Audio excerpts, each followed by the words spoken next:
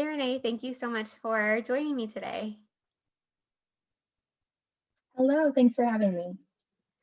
So before we get started with our conversation, if you want to just give a quick introduction, let everyone listening know who you are, where your business is located, and who you serve, that would be perfect.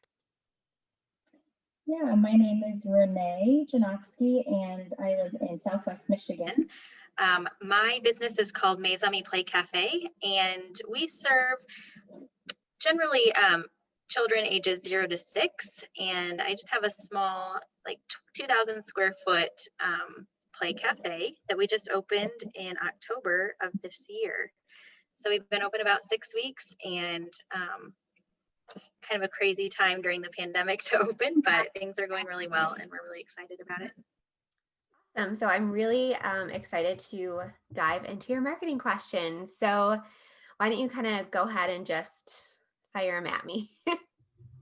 Sure. Yeah. So the first thing that comes to mind when I think about marketing is like self promotion, which is really hard for me. I don't know if it's the way I was raised or what, but I just like anytime I think about promoting my business, I feel like I'm promoting myself. And I think it comes somewhat from like the first people that are following the business are people that already know you. And so I think that's what maybe makes it a little bit more difficult for me.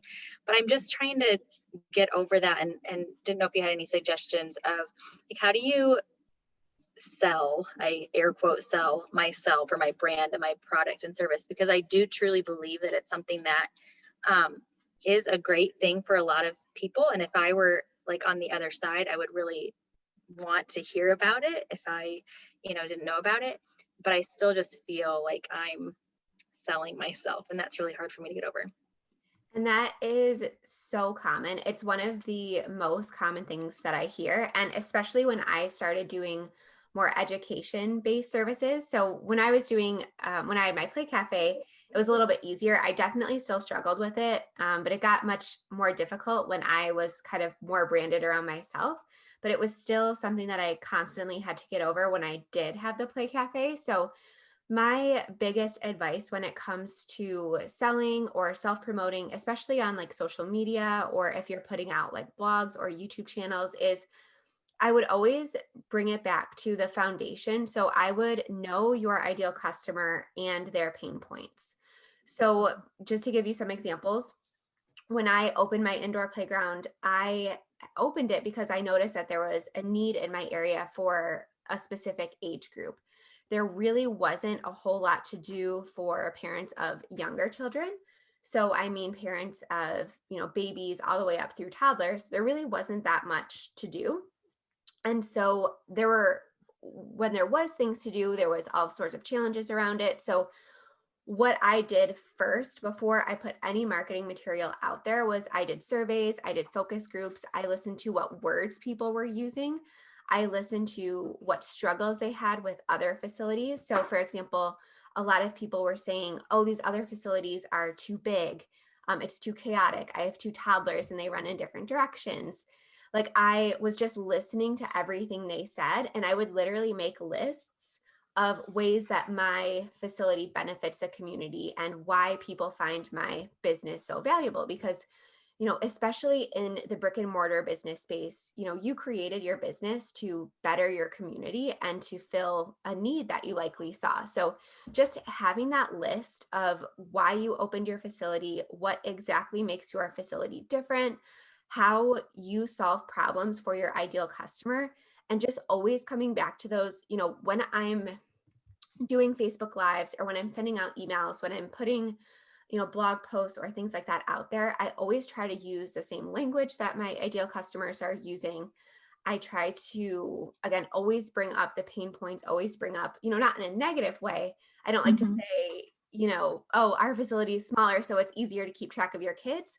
I just, I would rather say something like, less salesy, like, oh, our intimate space makes it super easy to watch your children, even if you have multiples or if you have multiple small children, because we all know toddlers, they just kind of take off. So I would just always bring it back to the value that you provide.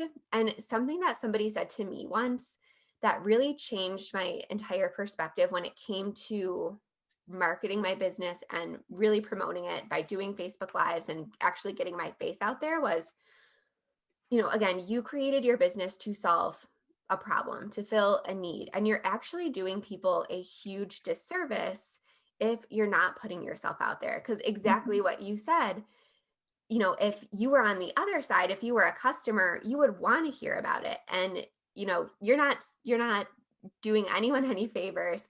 You're not doing your ideal customer any favors by being like the best kept secret in town. I know a lot of people always used to say that about us when we first opened, because I didn't put too much marketing out there because I didn't want to get super bombarded because we opened in like the middle of the winter. But, you don't want to be the best kept secret in town, right? You want to be able to serve your customers and solve their pain points and fill that need. And in order to do that, you just kind of have to, put yourself out there. So what I would recommend, other than just bringing it back to the value that you provide, is make sure that you're focusing on putting other content out there, not just selling. So especially brick and mortar businesses, I see do this a lot.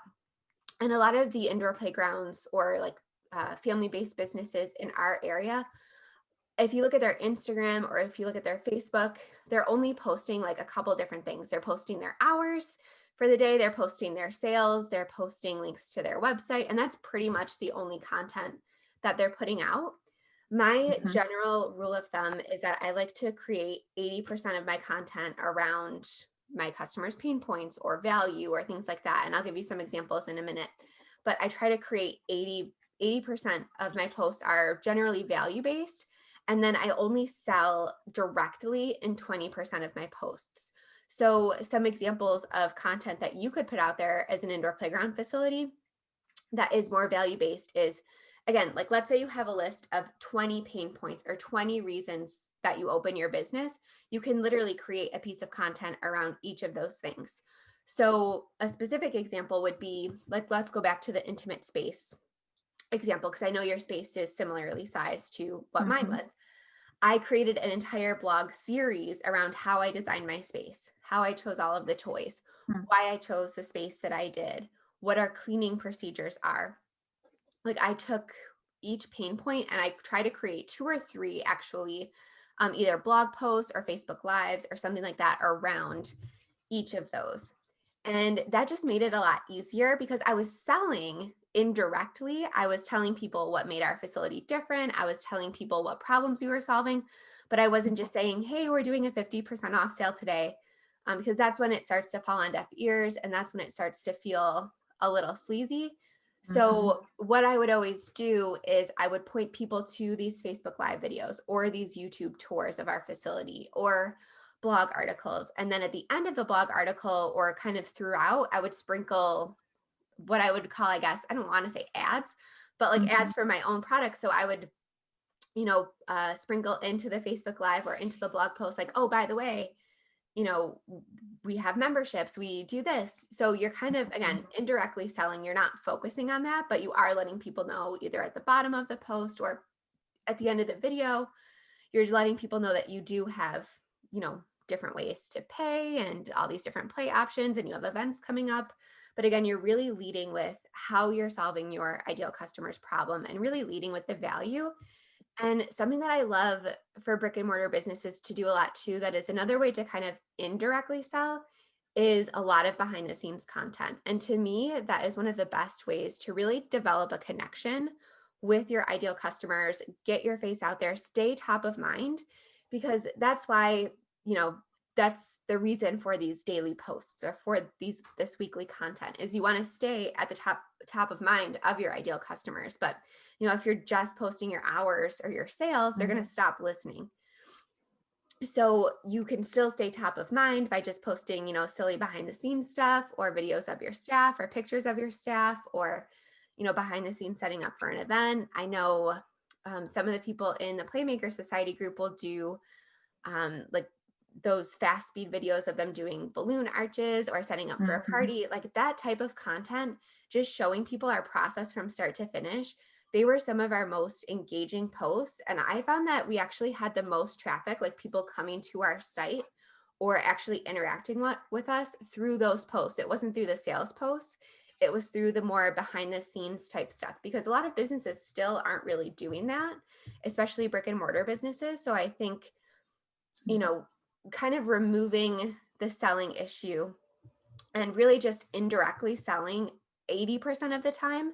And then, of course, the 20% of the time you can say, here's a link to our memberships. Here's a link to our birthday parties. Don't forget we have this event coming up and you want to like promote the tickets. But as long as you are serving and talking about, what problems you're solving 80% of the time, it makes that 20% feel a lot less icky and a lot less hard. Mm-hmm. It's when you're constantly hopping on Facebook and hopping on Instagram and, talking to the camera about all your different packages and things like that. That's when it starts to get uncomfortable for me. But, when I'm constantly putting value out there and I'm educating people and I'm letting people know, again, going back to like the toy example, I let people know exactly why I chose each toy and what the benefit was. I was creating, education. And that made me feel a lot more comfortable that 20% of the time, because I was consistently putting other stuff out there. So that's really my biggest recommendation. And just, again, remember, if you're the best kept secret in town, you're not doing anyone any favors. People want to know about you. So that is something that I always try to remember. Like anytime I'm like, oh, did I send out too many emails this week? I just remind myself, like, people, we give ourselves a little too much importance, I guess, in our minds, because we are so close to our businesses and we are so close to our products and services. We just assume that everyone else like lives and breathes it too. But, sometimes I forget that I'm competing with 50 other emails that people get every day. They might just read the subject line, forget to open it, and, but they might get the next one. We're competing with so many other businesses and their friends and family on social media and things like that. So a lot of people always get nervous that they feel like they're repeating themselves, or like, for example, I would always turn my blog posts into Facebook Lives. And I was like, well, this seems really weird because it's repetitive. But I found that creating the same content, but in different mediums, I actually found that it helped people consume my content more easily, because not everybody watches Facebook Lives. Like I know when I was nursing and when I had a baby at home, I wasn't watching anything with sound on because I was constantly nursing. I was reading blogs. And now that I am like constantly on the move, I only listen to podcasts. I can't sit down and listen to a blog because I'm like out and about all the time. So I would kind of forget about being repetitive and not worry so much about it. We always think that our businesses are more important in people's lives than they actually are. And that's not a bad thing. It's just saying that it's very difficult unless you're constantly out there every single day, posting a million times a day with those promotional sales posts. That's really the only way you can be, I guess, too annoying to people or repeating times. So emailing was another one of my questions on my list. And like you said, I always worried about sharing too much or emailing too often, but I think that I'm completely on the other end. I don't have any specific plan with my emails. It's like I get to the end of the month and I see I still have 4 out of 5 left to send, like that I can send for my plan that I'm on. And I'm like, okay, I obviously didn't do well sending emails this month again. So like, I don't know. I guess my question, I have something about setting up automations. Any suggestions that you have for automations? I have one for when someone would subscribe, but are there any other triggers that I should be aware of that I could set up for, like, if they're looking at a membership page? I'm not sure, like, if there's a way to set up an automation to say, hey, I noticed you were looking into memberships. Like, I don't know. Yeah. Along those lines. So before I answer that question, can you tell me a little bit more about what happens when somebody subscribes to your email list? Like, do you mean you have a sequence of emails that goes out, or is it just one email? Like, talk to me a little bit more about what you No, it's just an automation like that. It's a welcome. Like, this is just like a brief introduction to who we are. Thanks for joining. We're excited to have you as part of the team, but there's nothing that's like an action point for them at that point. I don't know if that's something where I should set up like a second one a week later, or I don't know. Yeah. So something that I would always recommend doing is setting up an email sequence when people subscribe, because when people are brand new to your business, that's generally when they're going to be like the most interested and the most engaged. So when I had my indoor Mhm. playground business, my email sequence was basically, it was similar to yours. So it was a brief introduction at first. That was the first email that they got instantly. And our main, what I'll call a lead magnet or a way to build your email list, was a free coffee with the purchase of a play pass. And so I assumed that most people were coming into our facility within the next week or so, because you had to redeem the coupon within 1 week of downloading it. So knowing that they were coming into our facility, I took that email as an opportunity to say, hey, here's a tour of our facility. And I just linked to our YouTube channel. Here is a frequently asked questions list. So I used it as an opportunity to educate. And I think that's especially Mhm. important now, especially in the physical brick and mortar space. I would take it as an opportunity to talk about your COVID procedures or anything like that. Because for me right now, especially because I have two little kids, we're not fully shut down now, we're like partially shut down. So I need to know before I go somewhere what their procedures are. I need to know what their hours are. If there's anything I need to know about masks, if there's anything I need to know about like forms or anything like that, because most places, even if they're open, I won't go if I don't know what to expect. Because, as a mom of small children, I just need to know. I Yeah. can't, like, if they have a procedure that I don't know about and I'm not prepared, I'm not as agile as I am, without the kids. So I would take that welcome sequence as an opportunity to really educate people and make that first visit as easy as possible. And then what I would do is I probably wouldn't even wait another week. So what I would do is after that first initial email, because again, I'm assuming based on how I got the email address, I'm assuming that they're going to be visiting within the next week. So a couple days after that coffee email went out, probably like 2 or 3 days, I would send an email about our birthday party packages, because that was really our main revenue stream, was birthday parties. And it's a little bit different now because of COVID and restrictions on gathering, but just speaking in general terms, because I wanted people to think about birthday parties while they were visiting the facility. There's Mhm. nothing worse than having somebody come to your facility and then realize, like, right at the end, like, oh, they do birthday parties too. Like, that's pretty cool. You want them walking around your space being like, wow, this place would be so great. Like, imagine we could set this here, and just having them envisioning their party or their event or anything like that in your space before they actually get there is going to be key, because if they already have your package information, your pricing information, if they have a party to book, you kind of want to get them to do it while they're there. Because a lot of people, if they don't book while they're there, or, shortly after, you could lose them to either another facility, or they could forget, or, whatever the case may be. So I found that giving people birthday party information before they arrive made the booking process a lot easier. And a lot of them would actually come in wanting to book while they visited, instead of, walking up to the desk and saying, oh, you do birthday parties? Can you tell me your pricing? Can you tell me your packages? And Mhm. like, if they didn't know any of the information, that would make the sale a lot more difficult. And I know for us, we employed mainly, younger teenagers or college kids. So it was a little bit harder for them to make these like bigger high ticket sales. So just having them consume that information before their visit just made everything so much easier for everybody. Yeah. And I mean, we did have a sales script for them, but again, just knowing the pricing and the different packages ahead of time made the process so much easier, because again, when they're going in the facility too, you have to remember they're going to have their kids. They're going to be, Mhm. thinking about a million different things. They might not be able to consume all of the different information. They might not, if you send them your link ahead of time, they can also look at available dates and times and look at their calendar and, consult who they need to, things like that. So again, first that welcome email with information about how to visit. A couple of days later, follow up with, for us, it was a birthday party email. If your focus right now is on events, or if it's on classes, or I know a lot of indoor playgrounds are doing more like educational type pods, things like that. Whatever your main focus is, whatever you want people to be thinking about, I would make that the next email.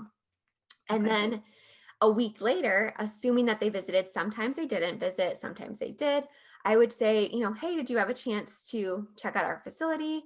I would love to know how it went. And then kind of inviting them to actually like reply. It wasn't just like oh, I hope you had a good time. It was actually like, please reply to this email and let me know how your experience was. Because what I found is a huge thing is that people want to be heard and they want to be valued. And this kind of takes both things into account. So we're acknowledging that they likely visited because they downloaded the free coffee coupon. There are, of course, some people who will reply and say, oh, I didn't get a chance to, darn. And then even if they say that, I'm like, hey, you know what? I'm willing to extend your coupon a week if you want to come this coming week or something like that. And that starts a conversation, and it also starts establishing a relationship with that customer. So you're already setting the relationship up for success without them even setting foot in your facility yet. So that third email, I'm actually inviting them to reply. And I would actually reply to every single one of these myself. I would have like a template, like a copy paste, but then I would edit it based on like exactly what people said, what their concerns were. And this also helped avoid a lot of bad reviews, I think, because again, people want to be heard. And if they had either a bad experience or a good experience, they want someone to hear it. We all love talking about ourselves and things like that, but especially if they had a bad experience. So a lot of times I would catch these negative reviews before someone had a chance to actually hop on Facebook or hop on Google and make it. And it gave me a chance to address the concerns. A lot of times I find these negative experiences were actually like a misunderstanding. Like I'll never forget, somebody asked me one time, someone came in and said, hey, do you have, I think it was like decaf iced coffee or something. And I said like, oh, we actually don't, but I can make you any latte that's iced decaf for the price of a coffee, because I think she was pregnant and I was trying to be accommodating, because we just never sold decaf coffee. So it would have been a huge loss for us to just keep it on hand. But what she heard it as is, oh, I don't have time to make you this iced coffee. But what I was really saying is, even if I brewed decaf coffee and then refrigerated it, it would not cool down in time, even if I put a ton of ice in there. So it was actually like a misunderstanding. And she caught that email and she was like, hey, I'm glad you reached out. I was actually just about to write a Facebook review. Like I was really put off by, she didn't know it was me, but like, I was really put off by the person's comments that, she didn't have time to make me this coffee. And I was like, oh my gosh, I'm so sorry. I didn't realize you took it that way. And it gave me a chance to not only repair the relationship with that customer, but again, like I said, also start a conversation, catch any negative reviews. And then if they had a great experience and you feel good about asking, you can say, hey, thank you so much. It would be like absolutely amazing. Could I bother you to click this link and just copy and paste this onto Google or something like that? It would help us so much, because they already took the time to reply to you and things like that. I would say 9 times out of 10, people are like, no problem, because you took the time to ask them how their visit was. People really appreciate that, especially, in the world of like Chuck E. Cheese's and things like that.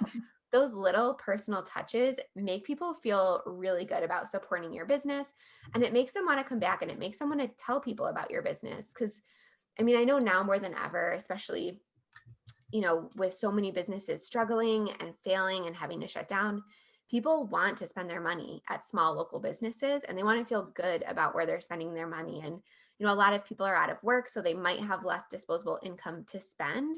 So just making them feel good and again, valued and heard, I think is a great way to operate. So what I would do is I would set up those 3 emails. So number 1 being like visit information. Number 2, something about your main service. Again, for us, it was birthday parties. And then 3, asking them how their experience was.